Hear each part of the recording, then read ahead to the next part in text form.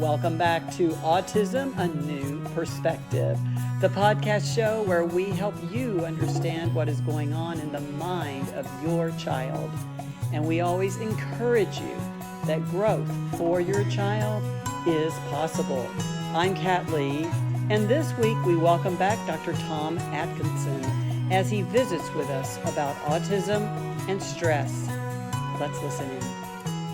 We are so blessed to have Tom Atkinson back with us. Tom, you've been gracious enough to do a part 2 on our focus on well-being in parents, but particularly what we're focusing on is stress. But just for those who don't know you, I have had the pleasure, a true pleasure, of working with Tom for years. We're on an advisory board for RDI Connect, and we've been on that board together for over a decade. Isn't that amazing, Tom? Sure. Yes, time flies. It does. Tom is an RDI parent like myself. Both of our sons are adults now. He became an RDI consultant in 2011, a current advisory board member just like me, a research psychologist, and a learning and development consultant. So Tom has done a lot for our community, including some presentations for conferences on various topics. And one of the things you've talked about, Tom, for our lovely families is stress. And so we are going to talk about that today. Looking forward to it. Um, so let's just kind of start talking. And now these are our topics for today. What is stress? What are the sources of stress? How do we cope with stress? And what are some tools that can actually help us? So I want to start with the first one, which is, and this may seem self-evident, but you and I, having raised sons who had vulnerabilities, we understand stress. So I'm so happy that you're here to talk to us in all your capacities. But this is the definition you gave us for stress to think about. Stress is a normal reaction to everyday pressures, but can become unhealthy when it upsets your day-to-day functioning. You know, I think about our parents, Tom, and they must find themselves, don't you think, in an unhealthy place at times with stress? Well, for sure. Because in reality, none of us really signed up for the kinds of stress that we've had to face over time. And it can be quite, debilitating. I feel like this is one of my favorite topics and my favorite community to share it with, because I'm in the game as an RDI, as a parent of an RDI, a consultant, but I also bring a research background. And I long ago in grad school, I wanted to pick a topic that I thought would be relevant for some time, and I picked stress. Where has it ever been relevant? So I delivered a presentation 5 years ago to the RDI community about the stress of COVID that is layered on us in addition to everything else that we had.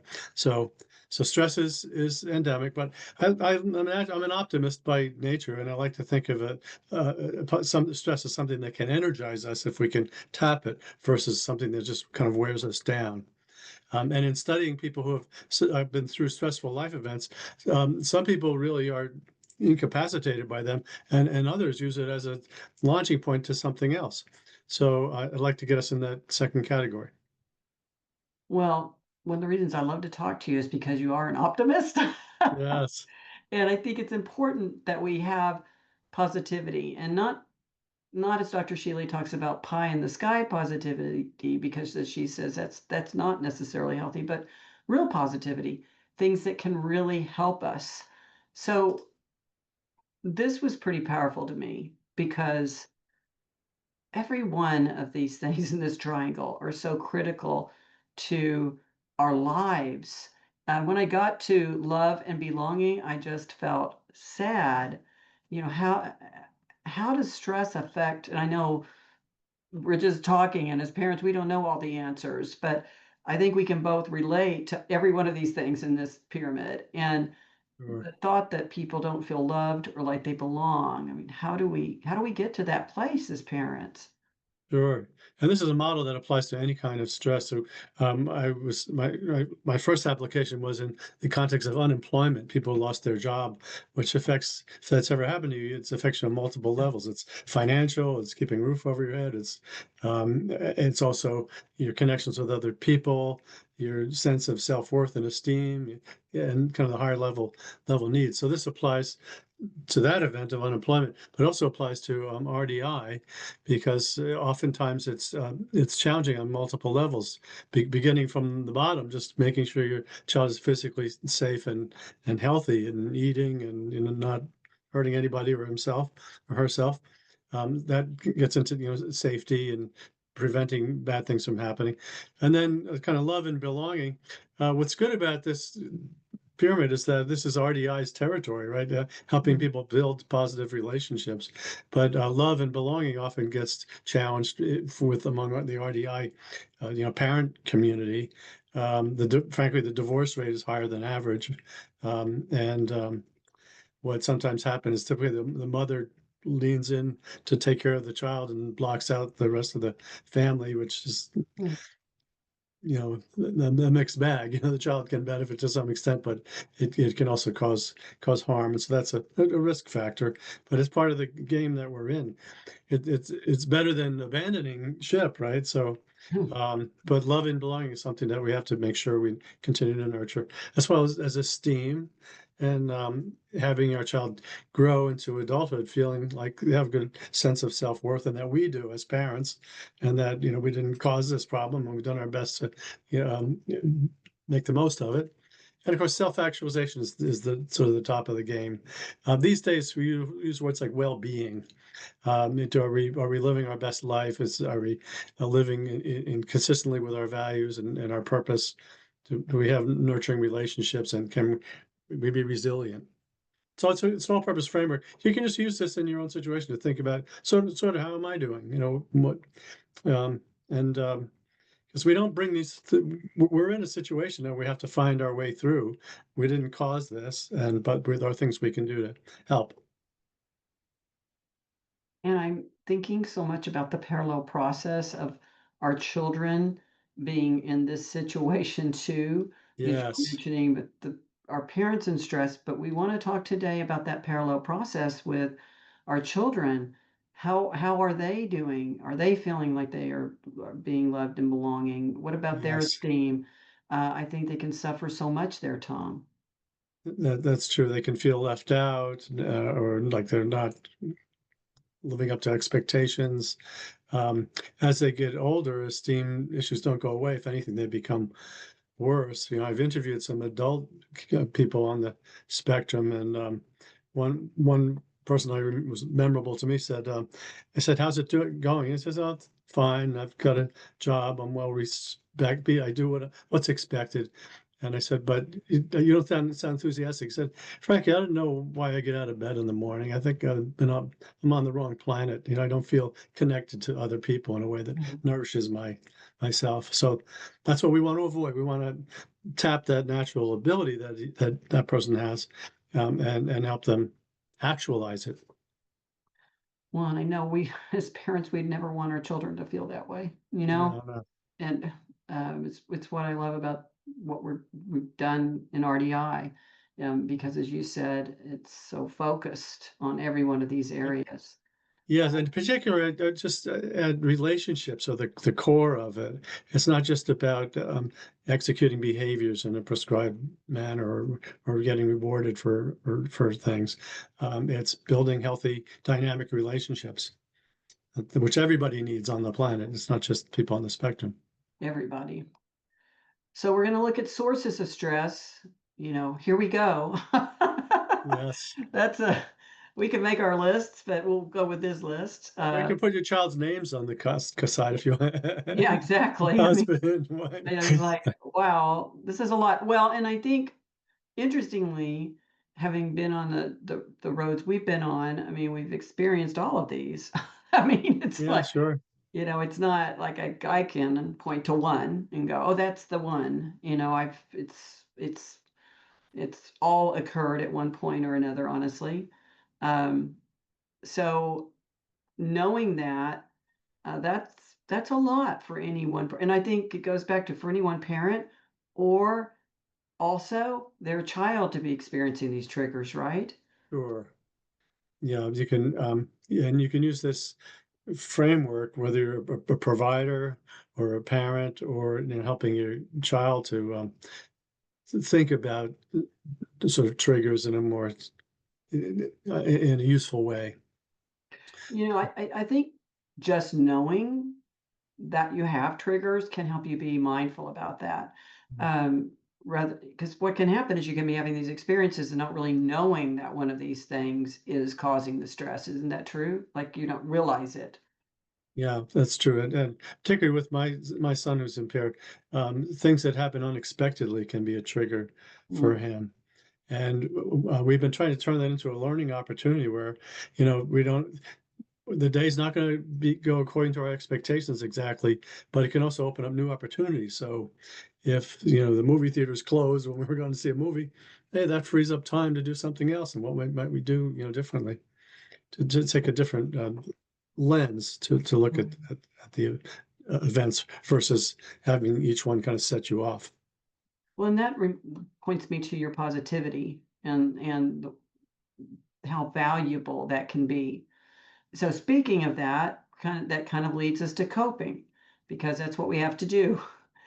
We have to cope. So this was really interesting. Just thinking about psychological traits and how they relate to stress tolerance. So um, I guess these you can explain this to us, but these are just different ways of handling it. Tell us a little Right. bit about this.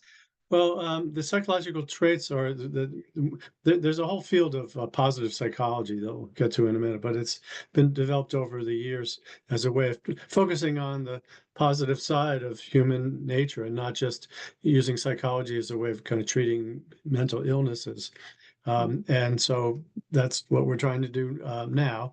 And what research has shown that there's certain psychological traits that relate to doing better than other people under stress, and those are things like maintaining calmness versus like going into panic mode, say if something goes wrong, being conscientious, so kind of following a plan of action, being sort of rational.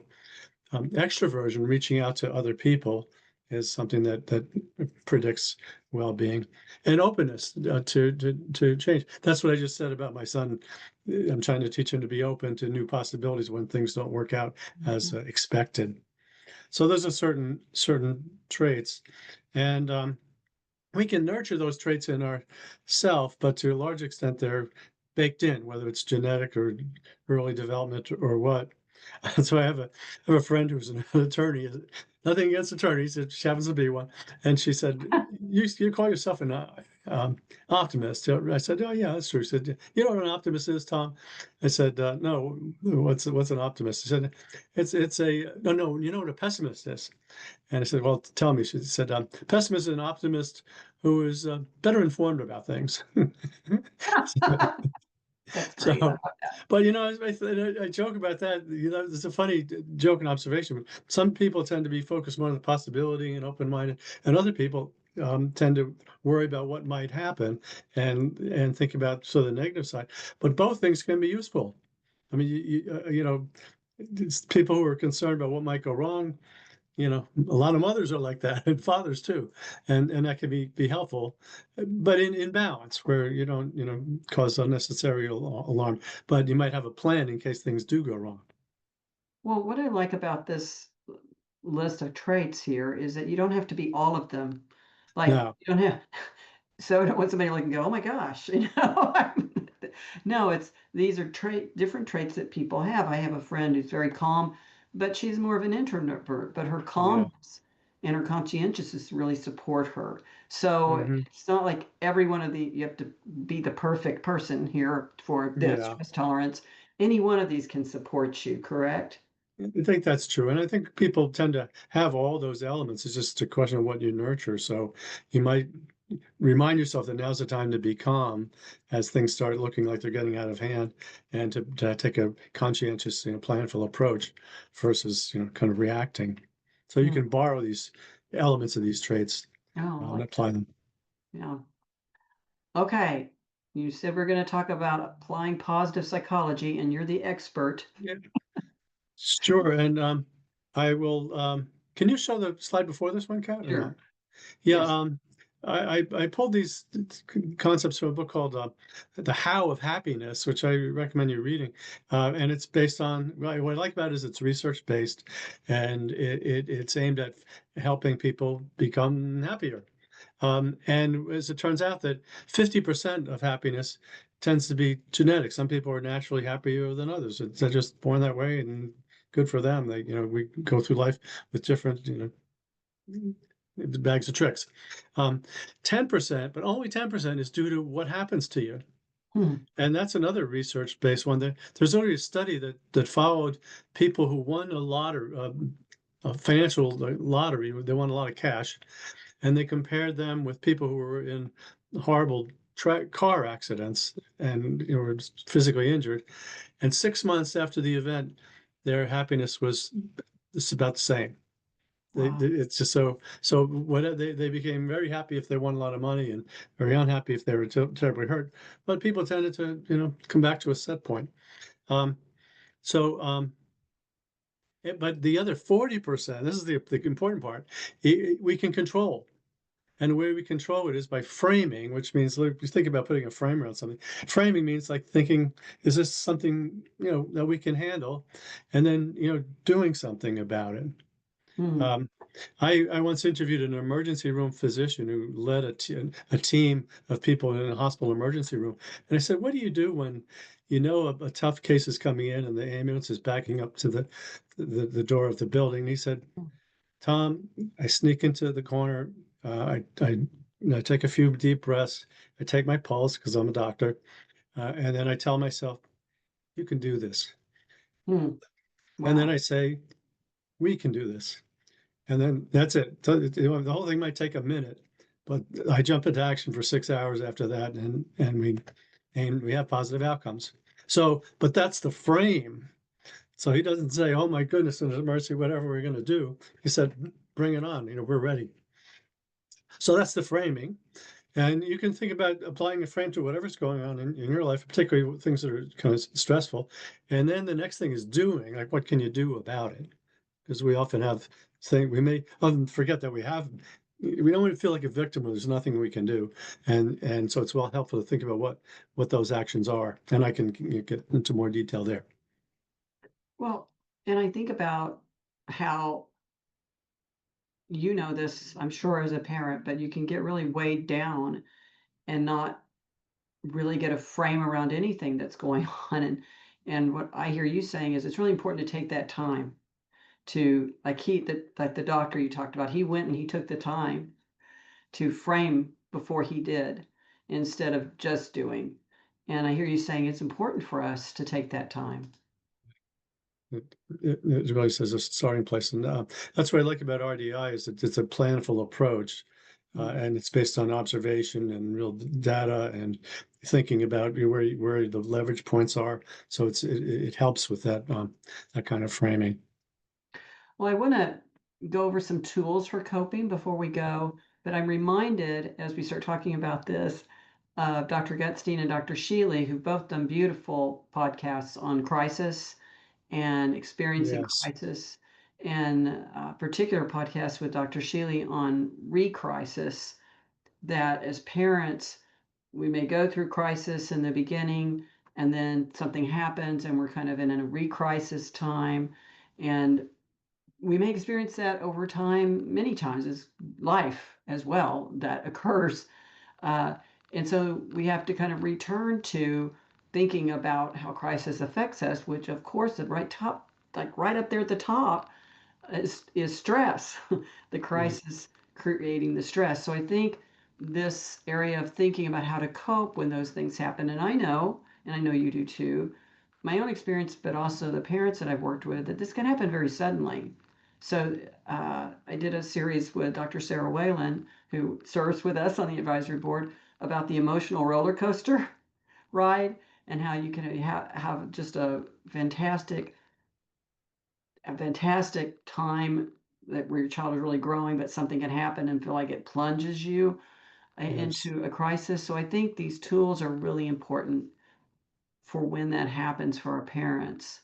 So this is your area, so I'll just let you talk about positive Yeah, thinking. sure. It's my area, my passion, but I didn't invent these concepts, and they're all based on real life experience of people and lots of data. So you can read up on it and do it more. But what I also like about them is that it's very intuitive. We can you just put the words on the page and say, "I got it, Tom." Um, but gratitude and positive thinking really drive a lot of people of stress management, and they affect your whole orientation for the day. So you can practice gratitude in a way that makes the most sense to you. What makes sense to me is to do it on a daily basis and to do it in the beginning of the day and just kind of reflect on what you feel good about, grateful for. And just it's almost like having a launching pad. I feel like I'm in a good place. I have support. I have opportunity. I have a way to be successful. You can keep a journal. I'm not much of a journaler. Well, actually, sometimes I am. Depends.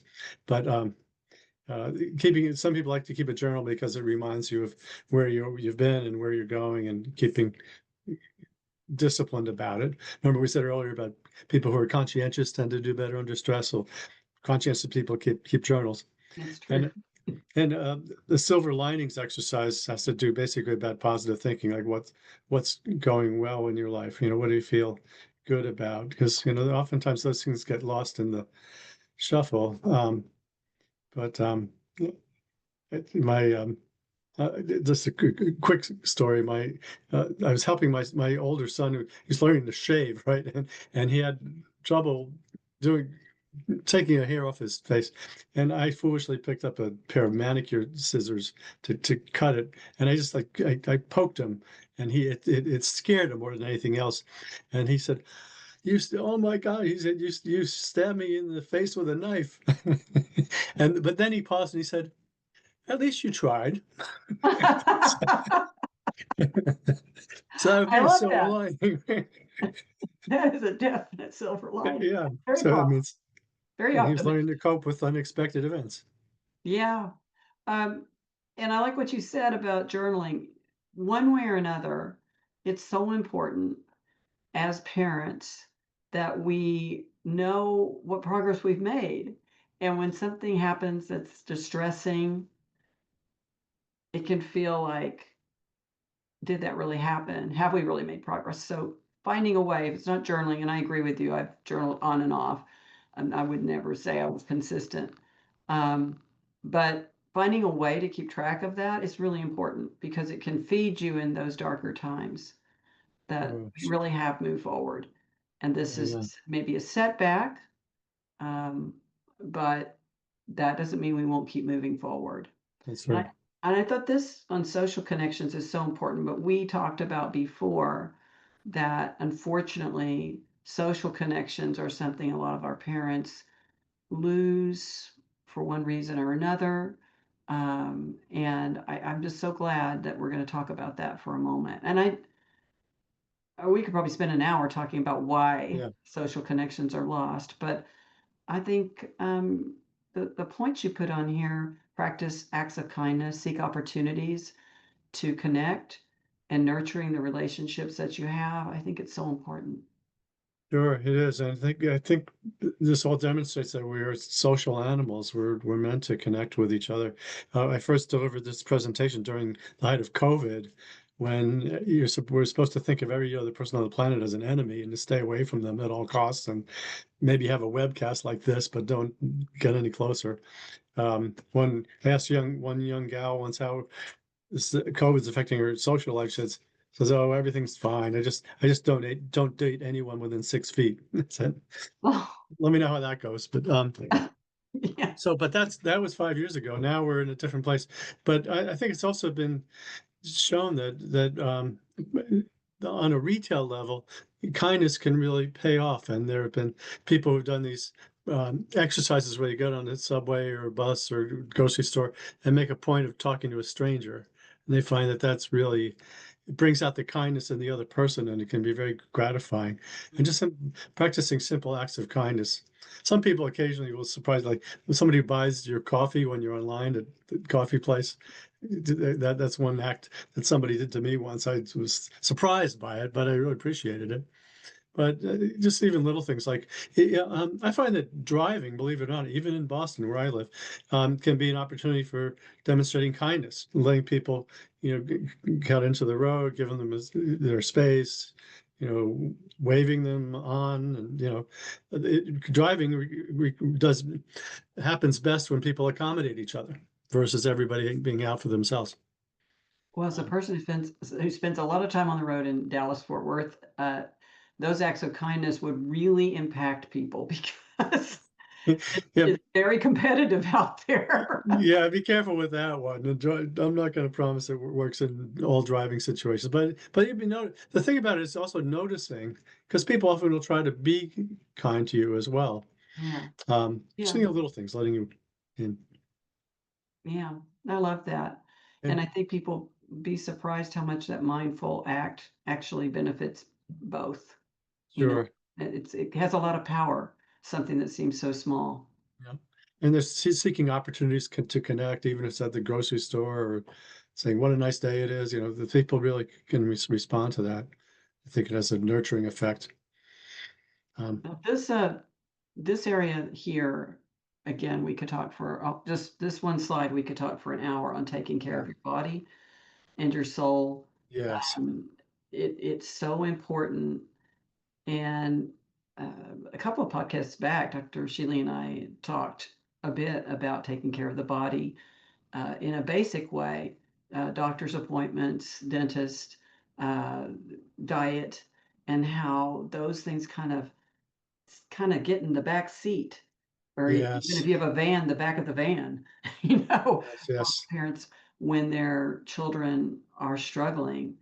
And how can we help them know? Because it's so important that you take care of yourself. And some Yes, it's like the old airline message, in the event of an emergency, put on your gas mask first and then assist your child, and it's the same. It's not being selfish. It's making yourself more effective by taking care of your own health. And you're also modeling good health behavior to your child so they're learning. And because I think we tend to be obsessed with our child's health, but that can't be the only thing we focus on.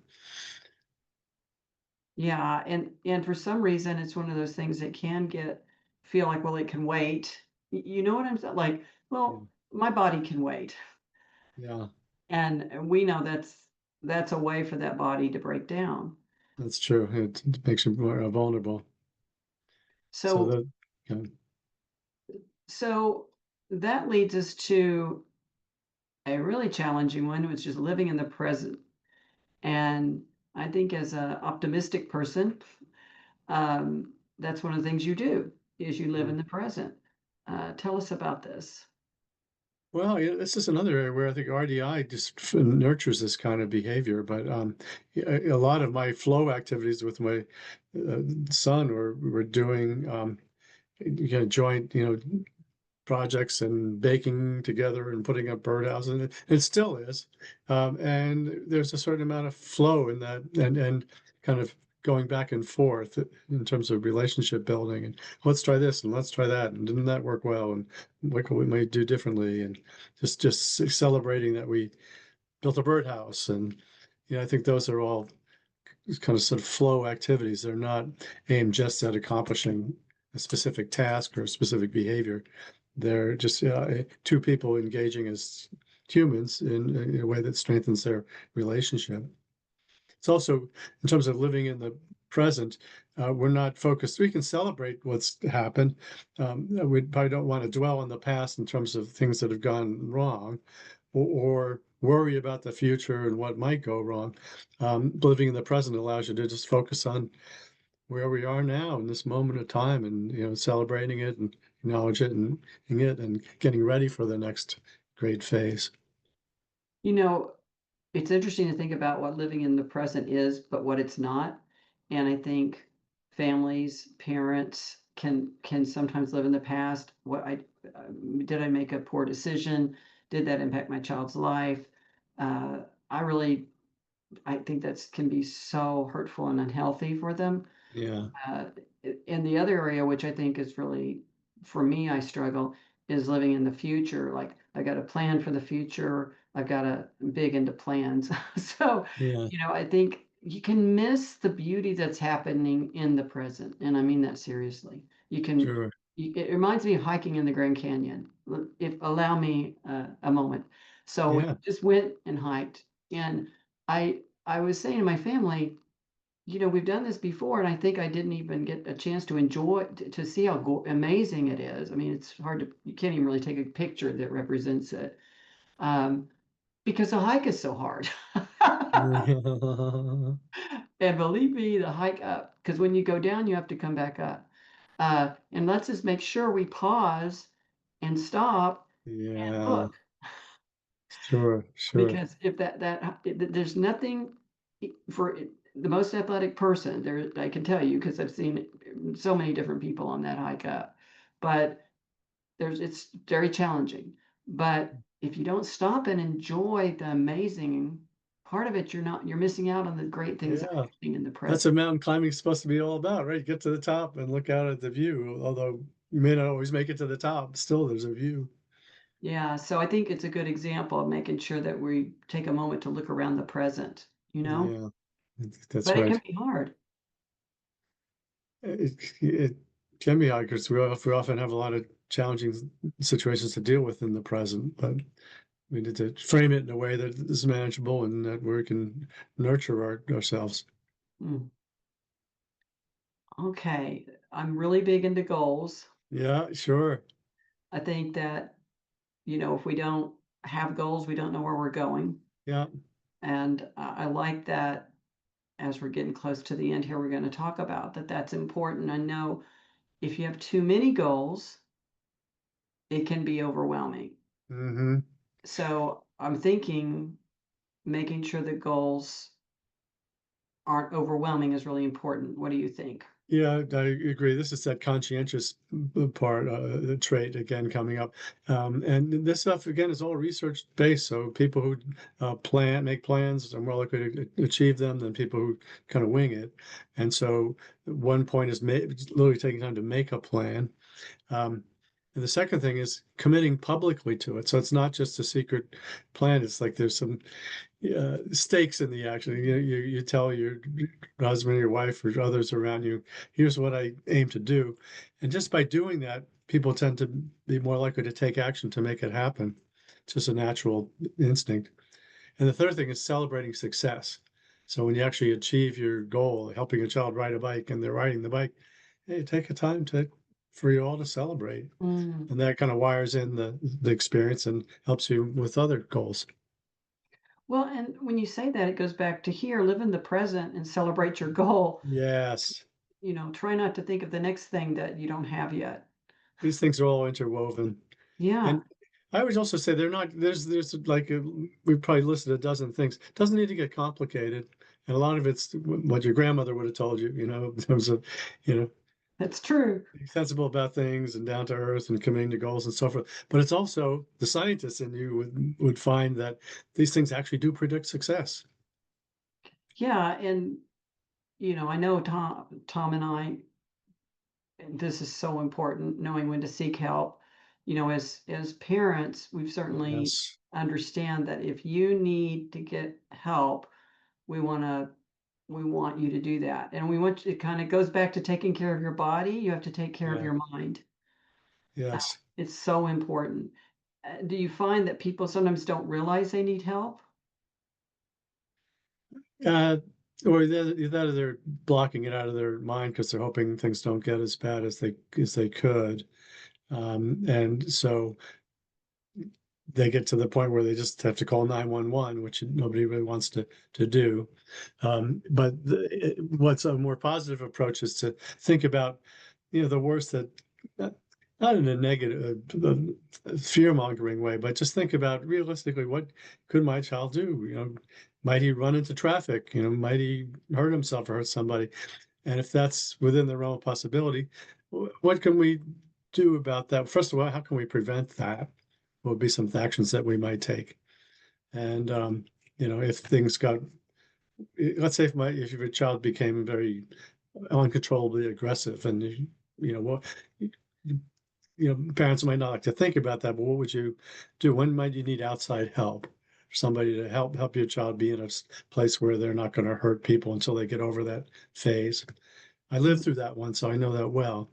Um, and I know that it's better to think about in advance and have some thoughts in mind and a plan than to make it all up on the fly when you're in a crisis state. I have a family member who's a therapist, and in the field she's in, the therapists are told to have therapists because they see so much in life and help people so much with some really challenging things. So I think it's important that everybody knows it's okay to get help. And Oh, it's for sure. not just okay, you may need to, or you may to get, as you said, need to get help for your child that's specialized, Yes, and that's okay too. And it's no poor reflection on anyone uh, sure. to do that. And it also helps a bit if the helpers know or introduced to you in advance of an emergency situation, so they know what to expect, and how they might be most helpful. Well, one of the things that struck me today is how you said everything we've talked about just flows into each other. And I'm Yes, going to go back to here and your silver linings and just keeping in mind that there's going to be these up and downs, but there are those things that when you can take a step back, you can really see that there are these silver linings, Tom. sure. That's true. This comes from my research on not autism, but unemployment. I interviewed families where one or the other spouse had been unemployed, and sometimes people suffered greatly and felt disoriented and didn't know how they were going to get through the process. But other times, I would talk to the person, and they say, this unemployment thing, has its negative side, but boy, it really helped me take pause and think about my career and how I'm applying myself and strengthen my relationships with my family. And I think it's going to be a launching pad to something much better. And thanks for joining us for Autism, a New Perspective, the podcast show where we help you understand what is going on in the mind of your child. And we encourage you that growth for your child is possible. I'm Kat Lee. See you next time.